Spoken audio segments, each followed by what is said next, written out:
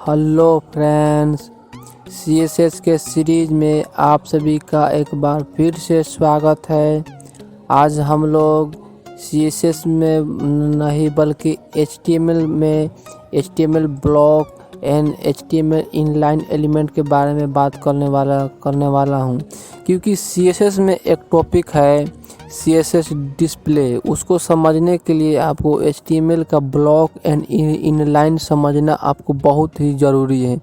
जब तक आप एचटीएमएल का element HTML block and inline element को आपको पता नहीं होगा तो आप ब्लॉक समझ ही नहीं सकते हैं। मैं भूल से एचटीएमएल में इस टॉपिक को मैं कवर नहीं कर पाया, बट ये मैं सीएसएस में इसको कवर कर दे रहा हूँ। कि देखिए यहाँ पे मैं लिखा हूँ ब्लॉक लेबल एलिमेंट और एक है इनलाइन लेबल एलिमेंट। और देखिए जितने भी ब्लॉक लेबल एलिमेंट होता है यहाँ पे मैं डिफाइन कर दिया हूँ, और इनलाइन एलिमेंट जितना होता है मैं यहाँ पे ही उसको डिफाइन कर दिया हूँ। जो यूज होता है मैं वही उसी को ही डिफाइन किया हूँ, और भी होता है मैं उसको यहाँ पे डिफाइन नहीं किया हूँ। तो आप कमेंट बॉक्स में नहीं लिखिएगा कि ये आप टैग छोड़ दिए हैं। देखिए ये सब टैग ही है।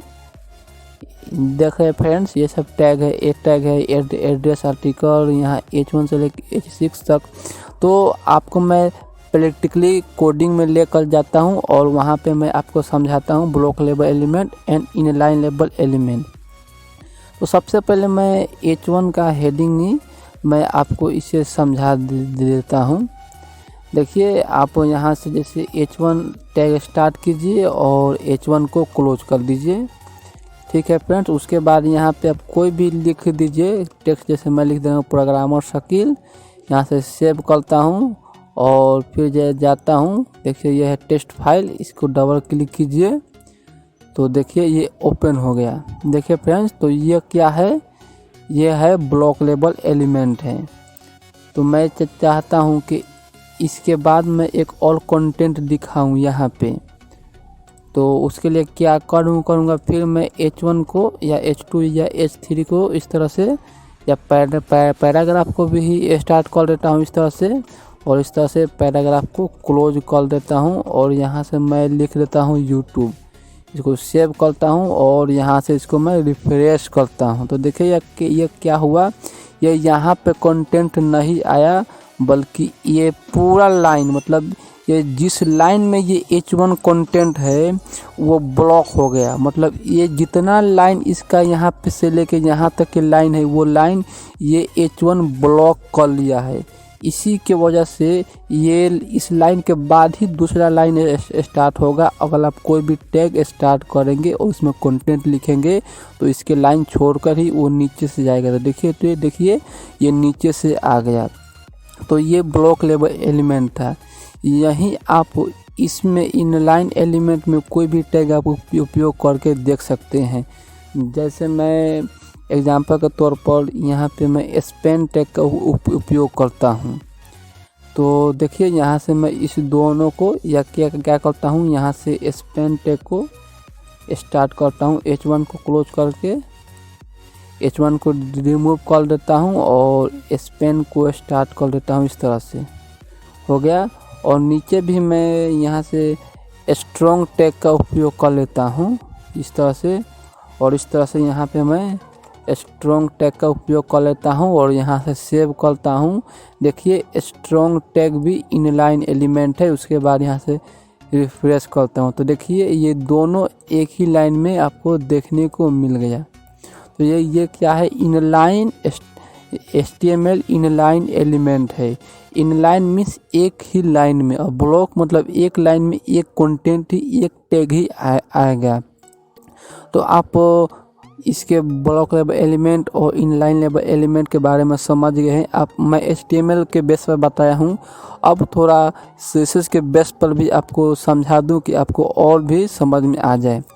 जैसे मान लीजिए कि मैं डिफ का एग्जांपल ले रहा हूँ, क्योंकि मैं काफ़ी भी वीडियो में डिफ का ही एग्जांपल लेता हूँ, तो मैं इसमें भी डिफ का एग्जांपल ले रहा हूँ।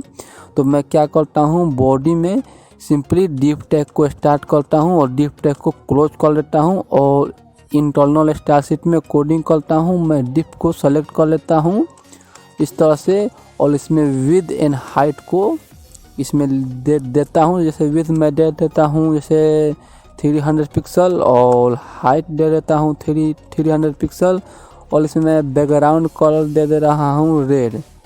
इसके बाद यहाँ से मैं सेव करता हूँ और यहाँ से मैं इसको रिफ्रेश करता हूँ। देखिए क्या हुआ, ये 300 में ये कन्वर्ट हो गया, इसमें बैकग्राउंड इम्प्लीमेंट हो गया। ठीक है फ्रेंड्स, अब मैं चाहता हूँ कि देखिए ये डिव में है, ठीक है, मैं चाहता हूँ कि स्पेन में ये कोडिंग इम्प्लीमेंट करूँ।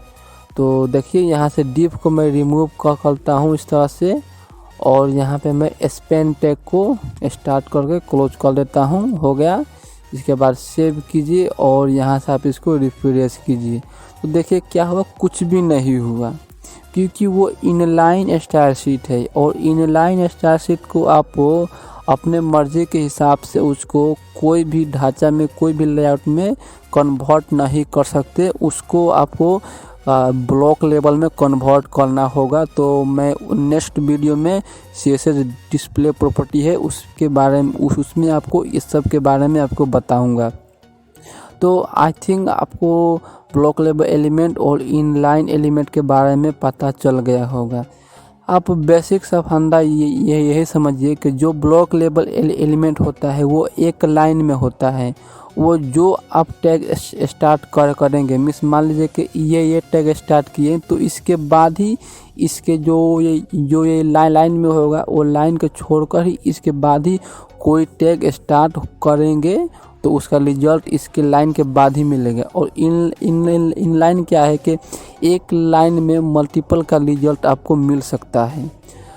तो सो फ्रेंड्स, आप कमेंट बॉक्स में बताइए कि आपको HTML ब्लॉक एंड इनलाइन के बारे में आपको पता चल गया होगा। अगर आप इससे रिलेटेड कोई भी कंक्लूजन होगा तो आप कमेंट बॉक्स में लिखिए, मैं उसका रिप्लाई ज़रूर दूंगा। और अभी तक आप मेरे चैनल को सब्सक्राइब नहीं किए हैं तो प्लीज़ मेरे चैनल को सब्सक्राइब कीजिए, और जो बगल में बेल आइकन है उसको भी आप दबा दीजिए, ताकि फ्यूचर में मैं जब भी वीडियो अपलोड करूं तो आपका नोटिफिकेशन आ जाए और आपको मैन्युअली सर्च करना ना पड़े।